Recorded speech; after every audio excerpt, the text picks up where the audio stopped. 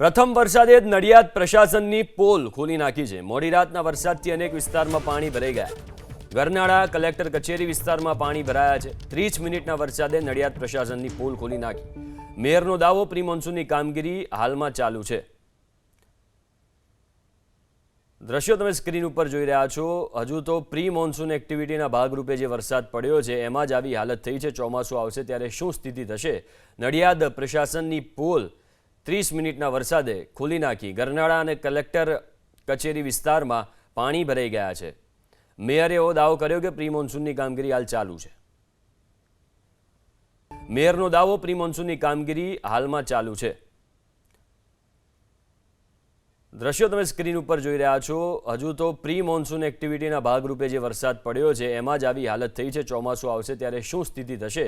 Nadiad પ્રશાસનની pole 30 મિનિટના વરસાદે ખોલી નાખી। ગરનાળા અને કલેક્ટર કચેરી વિસ્તારમાં પાણી ભરાઈ ગયા છે। મેયરે એવો દાવો કર્યો કે પ્રી મોન્સૂનની કામગીરી હાલ ચાલુ છે।